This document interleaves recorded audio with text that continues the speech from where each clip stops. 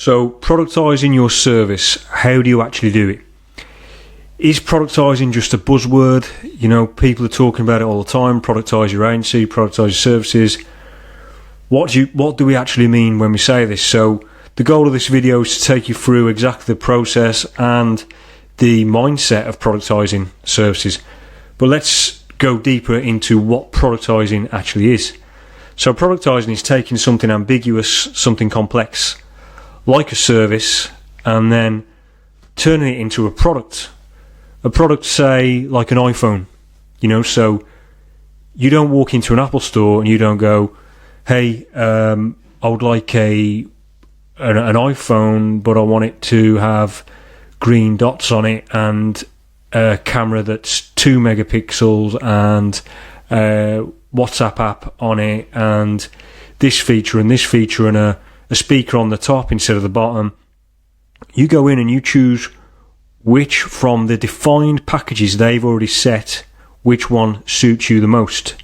Now, obviously this isn't custom, but you can't get the exact iPhone you want, but you pick from the one that best suits you.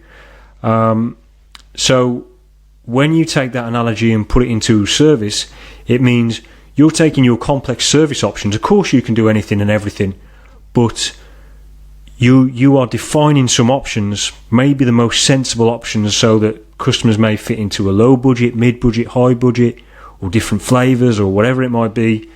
And you're defining the deliverables so they can pick the one that most suits them. And the reason why you do this is it's easier to market, it's easier to sell. So when you're selling a product and a defined deliverable, it's such an easy sell. Clients are not committing to something that's ambiguous. They're not having to book a call. They're just going, oh, okay, so they do option A and B. I might fit into option A a bit more. It's going to take 3 weeks and I'll get this, this and this and this. And if they don't deliver on their promise, I'll get a refund. I'm buying. You don't need the sales call. You don't need a sales team. You're buying something that's already defined, like an iPhone. I also use the analogy like restaurants. It's the equivalent. If your agency hasn't got these defined deliverables and defined processes, it is really like a restaurant without a menu. You'll have customers walking in and asking for all sorts, and the chef will get stressed out. So it's the same with the agency. I think there needs to be at least some level of productization. If you don't go all the way to like having it on the front of your website of here are the options, or here's the catalogue, you pick which one suits you the most, and it's a good jumping off point. It's a good way to market, especially on the front end. Which leads me to the next point. It's easier to deliver. So once the customer has chose their options, it goes to the back end. It goes to your operational processes where they know exactly what to do because the process has been defined. You haven't got to make up a new process for this customer or this client. They've picked a process that already exists. You just need to use their inputs and now process it like you've done 100 times before and like you'll do 100 times again. And that makes it easy for training, it makes it easy to scale, makes it easy to get to build out a team, because you know every part of the puzzle that needs to be fulfilled. Easy to scale and grow. It's predictable. You can project profit out way into the future because you have a predictable process. That means predictable outgoings, expenses. It's not like you're getting a new project every time, a new project type. It's not as if you're getting a phone call and it's like, okay, today we've got this project. They want a bit of this and a bit of that and a bit of this. So then you're having a meeting with the team and going, okay, who can we pull in on this? Who can we pull in on that? Oh, we need to get a contractor on this. It's a headache. Agencies run like this, but it's an absolute headache. So this is where the beauty of productizing comes in, and it makes life easier and less stressful. So bespoke work, we've touched on it, but let's have a think about how it goes. So for example, if it was content writing, let's just use content writing. You're a content agency, and you just take any inquiry and you do whatever the client wants. The client comes in and says they've got a travel blog and they want 150 articles, and they want some with pictures, some with videos, they want some with some tweets, some listicles, and yeah, you've had a meeting about it, and your sales guy said, okay, we're going to give you a quote. So the sales guy goes away, speaks to the agency owner or the operations guy, and they decide how much it's going to cost. They decide if they can do it, time frames, people they need to pull in, and they give the quote, and then they wait for the reply to see if it's a yes or a no. Then they do the work and then scramble around doing the work. They send the invoice, you have to wait for the payment. It's unpredictable for both parties. There's a lot of ambiguity for both parties. It's uncertain for both parties. You know, the agency might have had to hire more staff to do this work, and then it might have been a retainer that they might have thought would have lasted a while, but the retainer then breaks, and then they've got staff doing nothing. It's not very scalable, so you don't know. I mean, if you operate like this, you're going to have big jobs tomorrow, small jobs next day, big jobs next day. It's kind of hard to predict the projection of the profits and the projection of the agency if you're just taking on all this bespoke work.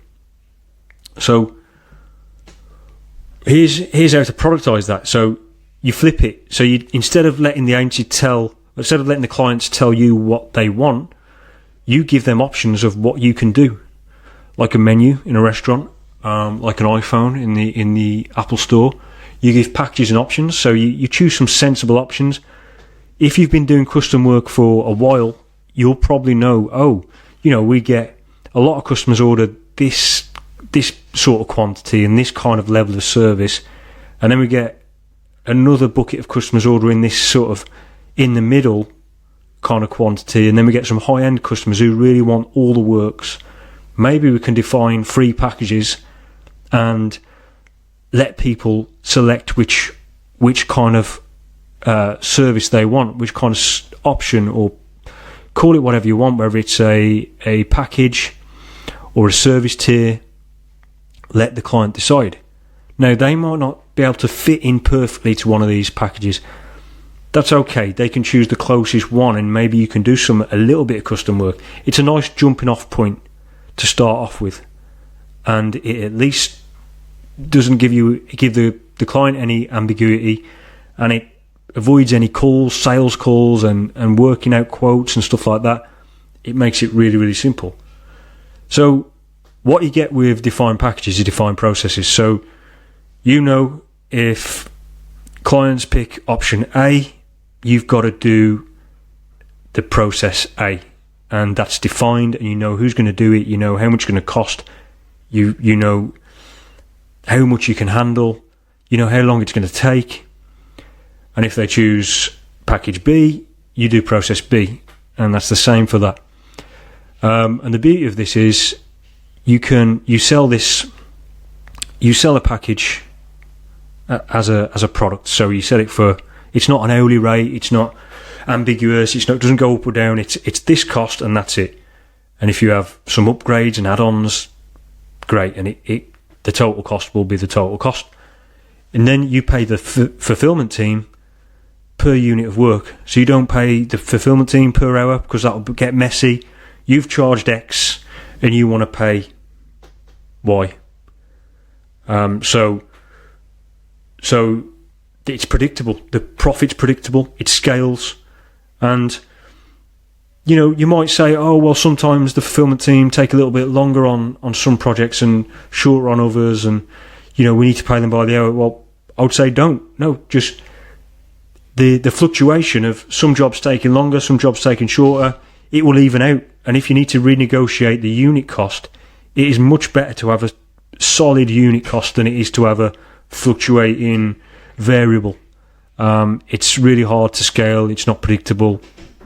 You want to set up these long-term fulfillment teams and pay them with a static cost, just like the way you sell it, and that's going to make it easier for you, administration wise, but also marketing wise, selling wise, projecting out your profits into the future. Sell up front like a product, and don't accept any payment terms. When you're productizing, you're given a very clear set of deliverables. You're saying it's going to be delivered on this date. There's no reason to be doing payment terms on this. And you can use something like SPP, Service Provider Pro, or even Shopify is great for digital products nowadays. There's a few others out there. But yeah, even if you use a PayPal button, it is fine to start off the service. So where do you find people to do this stuff? Well, you might have your own VA team, you might have your own processes in place that you can productize, which is great. That's a good place to start. But you can also find people on Upwork and Fiverr, which are underrated, which are good services, and you can try many of them, but maybe they don't know how to market themselves. So, you got the top sellers on Fiverr and the top rated sellers on Upwork. They're doing well. They're okay, but you might find some with a low amount of reviews, low amount of hours, that are struggling a little bit. Maybe they want the extra work, so you can go to them, you can work out a deal, you can work out something, you can create a service type or a service category, you can design who's going to do what for what cost makes sense, and then work out a deal. If you give them volume, what's the kind of price you can pay them, and then you can market their service essentially, but it's your service, because you're doing the marketing and you might be adding your own value in some way. You can combine freelancers, for example. You might find a really good content writer. Great. Content writing's good, but what about EEAT? So there could be a potential for a service where you create you find someone to do the content, but then you also find someone to sign it off as an expert. So you've combined two freelancers and you've added massive value, and you can charge for that. The margin can be very, very high because you've connected these two problems, content writing plus EEAT, and then you can create that as a service. And then you can have someone obviously manage that as well. So you're not scrambling around on Fiverr, Upwork, or any of the marketplaces or emails. And yeah, you could do this.